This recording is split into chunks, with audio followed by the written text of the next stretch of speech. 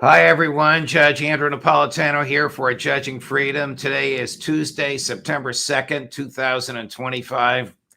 Feels like a Monday here in the U.S. after our holiday yesterday, but it is Tuesday. Alastair Crooke will be with us in just a moment on Donald Trump and violent Zionism.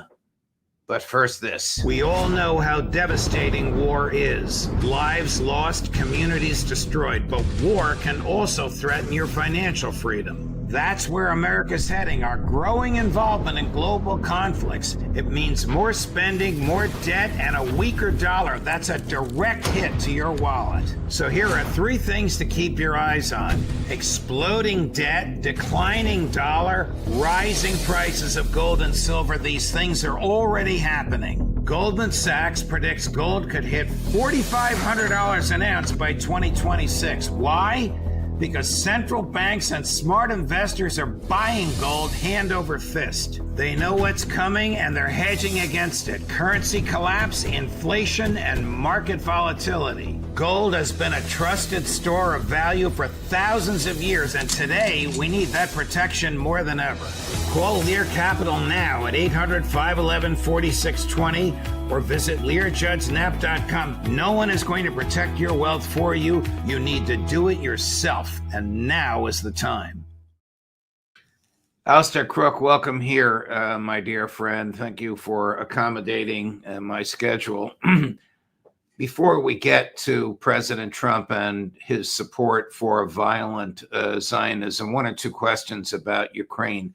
Do you think that Ukrainian elites, generals, diplomats, senior politicians recognize that the end of the war is near because Russia is so close to achieving its military objectives and the Ukrainian military is so dilapidated?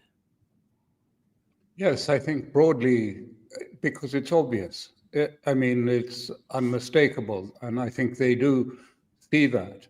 But I think there is also the fact that they're not allowed to see that. The grip of, if you like, the extreme nationalists over the structures and the grip of the Western services, not to let that go, not to let the grip over the, if you like, the police, the military, the political class in Ukraine, let that slip at all, means that it just can't go on. And of course, it is then, very obviously being urged on by the Europeans, who will make no concessions whatsoever. They just tell Zelensky, make no concessions, not an inch, we will be with you. And even today, in Tuesday, there is going to be a meeting in Paris. And you can be sure Zelensky will be there. I don't know for certain that he's been invited, but it'd be a surprise if he wasn't. He will be hugged, he will be kissed, he will be embraced by all the European leaders, told what a brave fellow he is, continuing as they stick absolutely to no concessions, ceasefire and rearmament of it, and Western troops, NATO troops for the peacekeeping force. And that's, the sides are just miles apart. But I think that yes, and it's going to dawn even more because of what's happening on the battlefield at the contact line around Pokrovsk and the forefront line, if you like, cities. They are all on the verge of crumbling. Why doesn't it happen quicker? Because Russia has a tactic. They want them to stay there, the forces, the Ukrainian forces, because they eliminate them more quickly. This is what happened also in Kursk. They could have gone in and counterattacked and lost a lot of troops. No, they just waited while Ukraine reinforced its positions, its untenable positions in Kursk, and then kill them. And that's what's going to be happening. And then after these frontline cities fall, then anything can open up. You mentioned that the Ukrainian elites are not stupid and they can see with their own eyes and hear with their own ears what's happening, but they're not permitted to articulate it for fear of reprisal. Do the EU elites about whom you just spoke, do they recognize that this is a fruitless cause and it's just about over? And are they afraid to say it? Or have they deluded themselves and they think that somehow, by some means, Ukraine can still prevail? Those are very difficult questions. But the first one is, money is the actual, the glue that holds the thing together. Vast amounts of money going to the Ukrainian elites from the West. I mean, huge sums. We're talking billions, not millions, if you like, liquefying the whole process of opposition. And for the European elites, it's more of a sense of an existential fear, which they, I think, have absorbed their own fear. I think I said to you just last week about how Macron was saying about how, they see Putin as the predator, the ogre at the doorstep, seeking to eat Europe. I mean, it's just ridiculous. It's fantasy. There's no way that could happen. But have they convinced themselves? Well, I suspect a lot of them are convinced, because they know that if they move away from that narrative, there's a great big hole underneath. They are at the edge of the abyss. And if they move away one jot from the narrative of war with Russia, it's all Russia's fault. Von der Leyen was also saying that Putin is this predator, if you like, this ogre at the door, this beast at the door. Also, when she was on her travels this weekend, possibly they do believe that they can somehow push Trump, can push the United States into escalation. And who knows, they feel, more escalation, more sanctions. They'll press for more sanctions. They hope that somehow all of this will sort of come right in the end, that Putin will fall. It's a fantasy, but it is gripping. It's gripping because it is so divorced from reality and is in the sort of stage of fantasies that people accept and embrace. And more than embrace, they revel in it. Look at the way Zelensky will be embraced. I mean, as if he's some sort of superhero come in from the cosmos to save the Europeans, hugging him and bowing to him and everything. It is really something quite remote from, quite detached from reality. Does Donald Trump appear to understand the goals of the Netanyahu regime of annihilating the Palestinian people, or so defanging them as to make them malleable to every last Israeli wish? He understands absolutely. It was quite instructive. Aluf Ben, you probably read him quite often in Haaretz, English this time. Yes. But he says, Aluf Ben made the comment that, and he swims in this water of Israeli politics every day. And he said, if you look at the cabinet, and if you look at the right wing, Ben-Gvir, Smotrich, and then if you look at the center where you have Netanyahu in the center, and then slightly, not much, of the center, you have Gideon Saar and Aryeh Deri, the head of Shas. If you look at that cabinet as a whole, Trump, if you position Trump into that cabinet, he would be on the far right with Smotrich and Ben-Gvir. That was Aluf Ben's opinion about his situation. So yes, he's, and he said the other day, on his way to Scotland, it's up to the Israelis. Hamas is hopeless. they need to finish them off. They need to finish the job. We know what that means.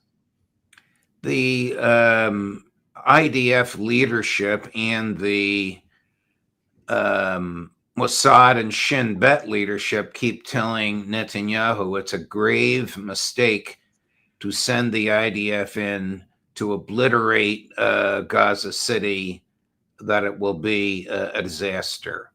Do you agree? And if so, why? I agree entirely. And in fact, 600 former Israeli defense, security, and diplomatic officials have now sent a letter to Trump and saying, for God's sake, save us from this. This is going to be an absolute disaster for Israel. We need you to say to Netanyahu, no, you need to do a deal that's already been accepted by Hamas in this occasion. You need to do a deal with Hamas. You need to end the war. And Netanyahu refuses. He refuses to even put it on the agenda of the cabinet meeting that was held over the weekend. He refused a cabinet meeting that went on for 6 hours, put on the agenda by the chief of the army staff. He said, we need to talk about doing a deal of getting the hostages back. And there were huge demonstrations in Tel Aviv and across the land in favor of doing a deal to release the hostages. Because the chief of defense staff says, by saying you want to invade Gaza, you're signing the death warrant of however many are alive. You're just killing them. And this is just not acceptable practice. So the divisions on this are really profound. And as I say, Netanyahu says, truthfully or not, but he says, I have the support of Trump on this. I have the support of Trump for finishing off Gaza. But what we're also hearing and we're seeing is that, people have written off the resistance long ago and said, oh, well, it's been broken, great success by Israel. Let's see in Iran, let's see in Lebanon with Hezbollah, and you will see that even the Israelis are saying, that what happened, we thought we'd cleared Gaza, and we find they still have a force of 20,000 armed men, and they are digging new tunnels, and that they are reinstalling them. They have tunnel making equipment in the tunnels, and they are building new tunnels. And, things are moving like that. I mean, people have written off Hezbollah, I think, prematurely. They are intact with their heavy weapons. They can strike at Tel Aviv anytime. And the Yemenis, I mean, after this, the bombing that actually annihilated the entire civil cabinet of Yemen, the Houthi cabinet. It was the prime minister and 11 ministers. None of them have military functions. They're sort of minister of transport, minister of tourism, minister of this and that, all killed. For what? And so the Yemenis are going to be tougher now. There's no doubt about that. Al-Houthi was not affected by that. The military leaders were not affected. This was an entirely a sort of public, civil affairs cabinet. What is the effect on the average Arab in the Middle East to the ferocious violence of the Zionist regime, an example of which you just articulated, the murder of civilian cabinet members that have nothing whatsoever to do with the military in a country where the government is not at war with Israel, but some malicious resident in the country are. What is the reaction in the Middle East to this? Why is there no enough is enough? Well, I mean, that's a long and complicated story, but essentially the Sunni world prefers to, if you like, define the conflict as not being attacks by Israel, but by being a war fomented by Iran. And so what you see is the support by Saudi Arabia in Lebanon absolute support, I mean, siege-like support by Saudi Arabia in Lebanon, trying to force what will probably end as a civil war, the attempt to disarm Hezbollah. Hezbollah are not going to disarm. You see the same thing with Qatar supporting totally what's happening in Syria. And all of these Sunni leaders basically are still suggesting that this is not a war with Israel, but so much it's a conflict with Iran. And they press this argument. And ISIS is being restarted in the Sunni world, and in Iraq, the same pressures. So you see the basic division of states, monarchical states that don't have really much confidence in their legitimacy. They were, after all, imposed by the British at the end of with the breakup of the Ottoman Empire at the end of the war. They're the same families, the same structures that were just reimposed into that region. And so they have this sort of feeling of inferiority vis-a-vis Iran. This is not Iran's fault, but this is just the reality. Iran, during this period, has become a stronger power, and they have become weaker, becoming just simply, if you like, proxies of the United States. Notwithstanding the devastating retaliation that Iran visited on Israel during the 12-day war back in June, a devastation that resulted, we believe, in Prime Minister Netanyahu secretly begging President Trump to bring an end to it. Notwithstanding all of that, is Israel getting ready to attack Iran again? Absolutely, that's very clear. Because first of all, I mean, a think tank in Israel, INSS, came out and said, that actually the 13th of June, the Israeli sneak attack on Iran completely failed. And what we see, and it laments it, that, Iran is nowhere near breakdown in terms of civil order. In fact, the opposite. People are gathering around Iran. And yet, nonetheless, it argues for regime change. And it says it must come. And it's become inevitable because of this change. This change, I mean, not only has Israel changed, and you described that at the outset, it's changed, the old Zionism is gone. The Zionism of the Ashkenazi, the liberal European Zionism is replaced. You ask most Israelis what is Zionism today, they can't answer. And if they did answer honestly, they'd say it's the Zionism of Ben-Gvir and Smotrich, of messianic, if you like, complete disdain for Palestinians or for anyone. This is what you have called revisionist Zionism. Am I right? Well, the Israelis themselves, Yossi Klein, in the Hebrew version of Haaretz, calls it the third stage, moving to the third stage of Zionism, which is barbarism. And that's what he's referring to in Gaza and saying, this can't go on, this violence, and indeed, it was Barak, the envoy of Trump, on a television interview just a few days ago, who was saying, Sykes-Picot is gone, boundaries have gone. Israel will go where it wants, do what it wants, when it wants, on its terms alone. And we are in, if you like, a new form. And my main point was, Israel has moved towards, as the Israelis all concede, to a very different form of much more violent, if you like, messianic Zionism. The old Zionism faded away. I mean, a few elements of it still protest about it, but largely they are defeated. But we see Washington, we see the United States and Europe, it's bleeding across into how we think about conflicts. This Israeli way of thinking about conflicts.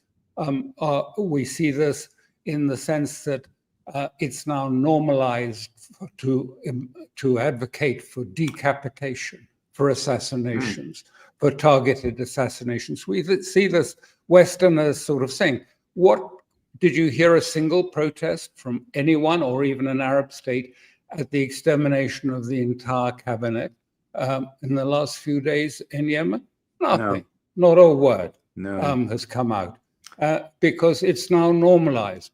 And the effect of that is the supreme leader recognized that and in an address to the people said, forget about negotiating with the United States. That is superficial.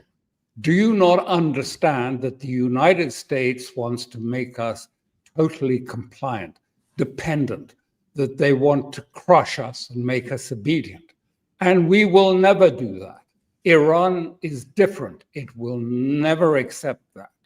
So they understand war is inevitable in Iran, and probably escalation is inevitable in the Russia context too.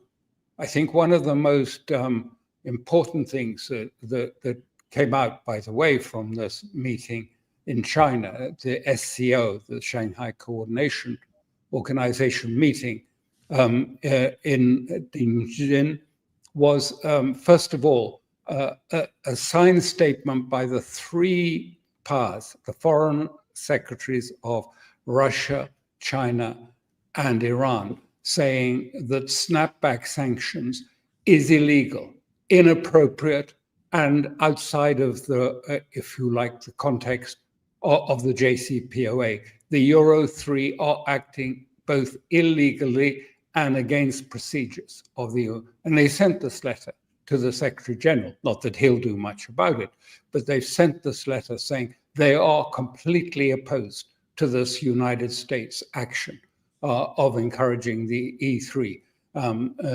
to create snapback election. So, I mean, all of this, it makes it inevitable that we are going to go to conflict. And equally came out of this meeting in China. I hear this, I can't vouch for this, but I hear it on Russian channels more, that it's been agreed that Putin will have a conversation with Trump on the 3rd or the 4th of this month. And he's expected to tell Trump that despite what happened in Anchorage, Russia and his sanctions and threats of more missiles, Russia is going to continue with its special operation, unchanged. It's going to continue with that. And if the United States cannot control either Brussels, the Europeans, or Zelensky, then Russia will just continue on with this, with the special operation until it achieves success, irrespective of whatever is being threatened by Trump. A very strong language, as I understand. Some elements of it, I think, has already been passed to the White House. I don't know where Trump is at the moment, but been passed to the White House, saying, giving an indication of what they're saying. But I mean, basically, I mean, Putin is giving Trump an ultimatum. Either accept that we are going to force on the Europeans and Zelensky an outcome by military means, or else you can escalate and we will retaliate. Well, what do you expect? I mean, Trump just authorized the sale of 3,500 medium-range missiles. They can travel 280 miles from the point at which they are dispatched to be sold to Iran. These things can only be used, or obviously be used, to attack inside Moscow. You can't. What expect President Putin to do? Just roll over? I mean, this is not. Of course not. Is right. This is no way for the United States to negotiate and try and bring about peace. But this is the Donald Trump way. This is the Donald Trump way, and this is what everyone has now understood in the BRICS and the SCO, that this is a sort of calibrated attempt to make everyone dependent. And then once they're dependent, to weaponize the dependency against those states. India understands that. It is about weaponized dependency, that they were trying to make India dependent. It's failed. But that was the aim of it, to weaponize it against India, to force it to be obedient to the United States. And that's what they want with Russia. They want to put Putin in a position where he becomes dependent in one way or another on the United States in economic terms or in lifting of sanctions, and then to use that dependency, weaponize it against him, and try and provoke his exit from power. They see that, and this is the answer. And obviously, this is something that's been under intense discussions between President Xi and Putin over the last few days in China. And so this is what we get. We're continuing the special operation until all the tasks and goals are fully achieved. And since Washington cannot control the Ukrainians or the Europeans, then there's no choice. We are going to do that. And if you escalate, then we will respond. I mean, I think it's pretty simple. And I think also predictable and inevitable. I mean, you know, the Europeans have not moved one jot to help Trump get, or Putin to arrive at a peaceful solution. Putin keeps saying, and he still says it, if there is a change in Brussels, if there is a change by the Europeans and Zelensky, he's open to then going down the political track. But there's absolutely no sign of it. So they're continuing, and they will escalate, and they will. We've seen this. The signal was very clear. First of all, there was a destruction of an American-owned electronics factory in Ukraine, to the west in Ukraine. Then there was the destruction of the Turkish drone factory, Bakhtiar factory, completely destroyed by Kinjal missiles. And then there was, just before the talks in Anchorage, the destruction of the German attempt to do to assemble missiles in Ukraine on the Taurus platform. And all of these have been destroyed. And no doubt Russia will do the same when they come in with this new thing they call the Flamingo, which turns out to be a British-led missile that is assembled in the UAE, by the way. And this is what the Flamingo is. People have discovered this is what it is. I can't remember its correct name. But it's made up of, you know, little components, engines or old engines. I mean, I don't think it's going to be very effective. I don't think it's going to frighten Putin one jot. Oh, to be a fly on the wall in that conversation later this week between President Trump and President Putin. Alastair, thank you very much. Thank you for the news you brought us. We hadn't heard here in the U.S. about that conversation. But if our friend Sergei Lavrov says it's going to happen, no doubt it is scheduled. Thank you, my dear friend. I mean, it wasn't, I just want to make clear, I wasn't quoting Lavrov. And I said, you know, this, I can't vouch absolutely, because it's not the Russian practice to put, you know, to tell, and it's undiplomatic to say in advance too much of what they say. So I picked this up on back channels, if you like. Got it. And thank you for that.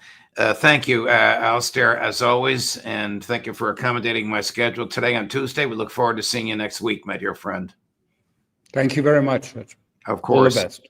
Thank you. All the best to you. We have a busy day for you, combining Monday and Tuesday. Today at 10 o'clock, Ray McGovern. At 11:30, Larry Johnson. At 1:30, Professor Jeffrey Sachs. At 3 o'clock, Scott Ritter. Judge Napolitano for Judging Freedom.